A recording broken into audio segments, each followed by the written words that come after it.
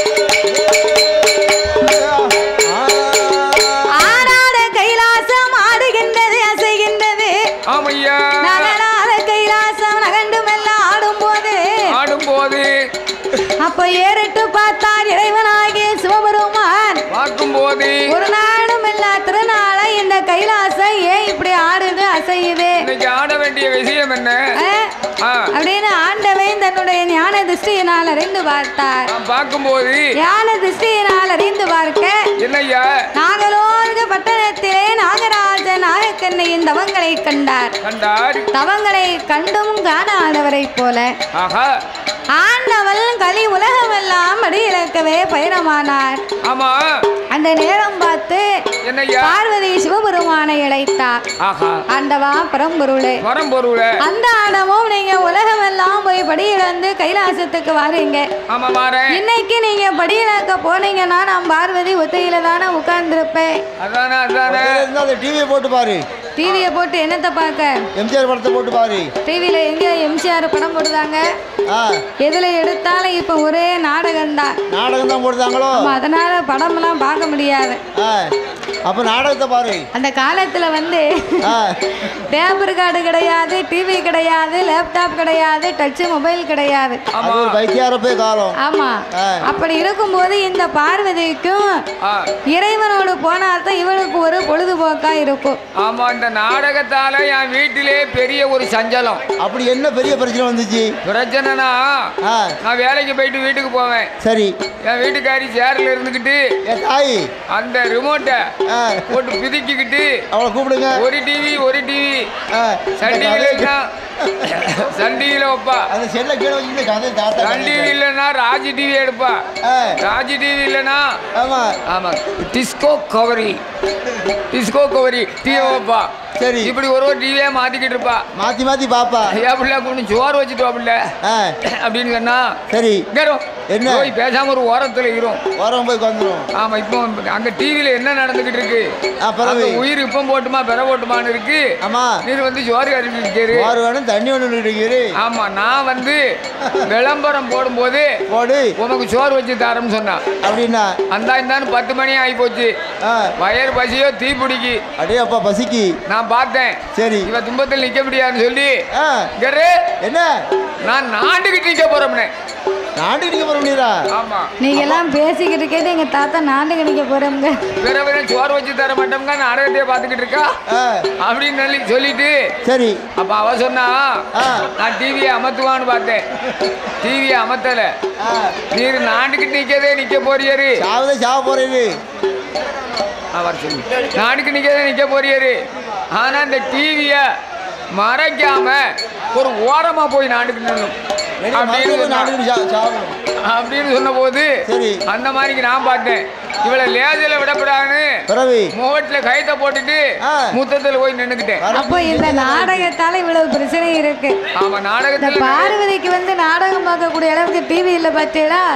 அதனால் சிவபெருமானோடு நானும் வருகிறேன் என்று சொல்ல ஆமா மேலை இசை கலைஞர்கள் உடனடியாக ஆலயத்துக்கு வர வேண்டும் என்று கேட்டுக்கொள்ளப்படுகிறார்கள்.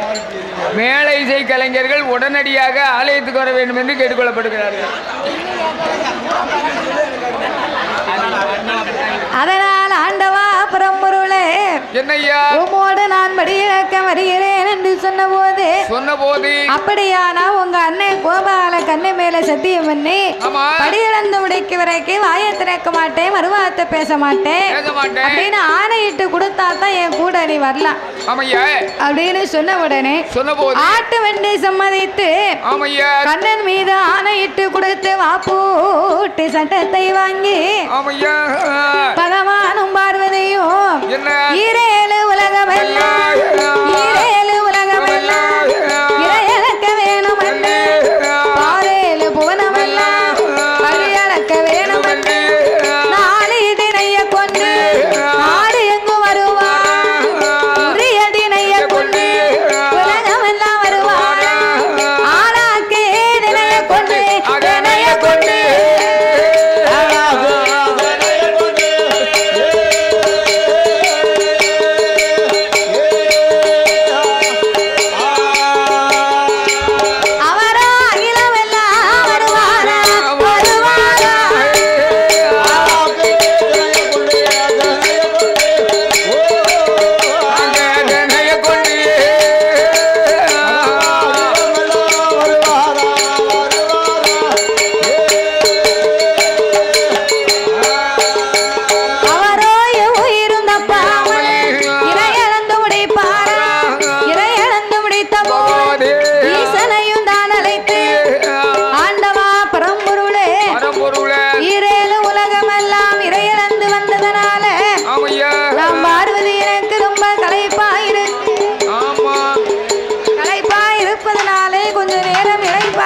கைலைக்கு போவோம் என்று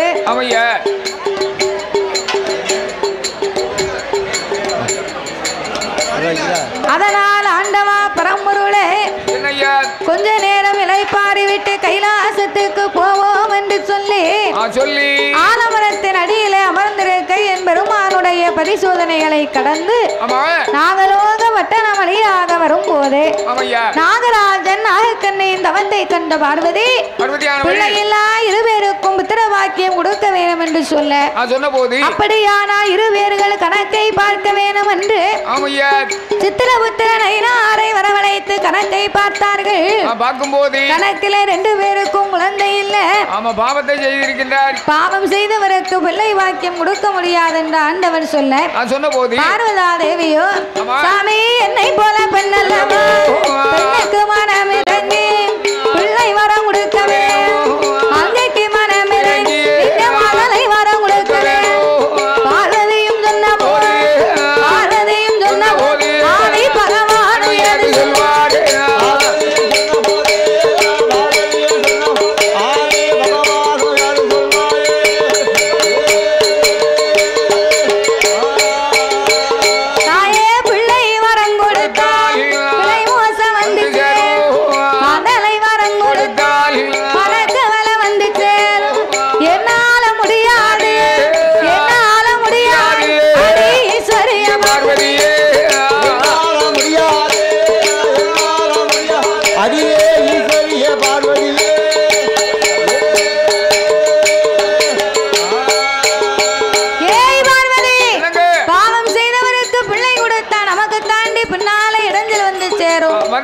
அப்படி என்ற ஆண்டவன் சிவபெருமான் சொன்னபோது சொன்ன போது அப்போ ஆதிபராசக்தி பார்த்தா என்ன செய்கிறார்? ஆண்டவனே பகவானே நீங்க இப்ப கொடுக்காவிட்டால் நிச்சயமா நான் கொடுப்பேன்.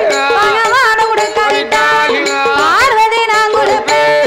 கடவுள் நீங்க கொடுக்காவிட்டால் கடவுள் நீங்க கொடுக்காவிட்டால் சாமி கண்டிப்பாக நான் கொடுப்பேன். கடவுள் நீங்க பகவானே கண்டிப்பாக நான் கொடுப்பேன்.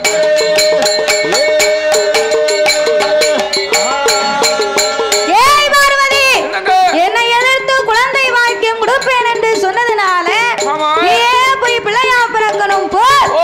அப்படி என்ற ஆண்டவன் சாபத்தை கொடுக்க அப்படியானால் நாகத்தின் வயத்திலே சக்தி நான் நினைக்க சட்டம் இல்லை. மாற்று வரங்களை வாங்கிய பார்வதி அமிர்தம் என்னும் 8 கலசங்களை வரவழைத்து 21 நாள் அரை மண்டலங்களாக 48 நாள் ஒரு மண்டலங்களாக அவர் அரண்மனையிலே வைத்திருந்து இருவேர்களையுமே பூஜை இருந்து வர சொல்லு. 1008 சொருவத்திலே அரை சொருவத்தை எடுத்து கரு உருவாக சனித்து நீ கை குழந்தையா பிறக்கணும் போ என்ற ஆண்டவன் மாற்று வரங்களை கொடுக்க கையிலே இருந்த அமிர்த 8 கலசத்தை வரவழைத்து நாகராஜனுக்கும் நாகக்கண்ணைக்கு வரமாக கொடுக்க இருபேரும் மேலவாசல் கோட்டையிலே 8 கலசத்தை வட்ட வடிவமாகவே அடுக்கி நாகம் இரண்டும் தன் உடலை போட்டு சுத்தி படத்தை மேலே விரித்து கொண்டு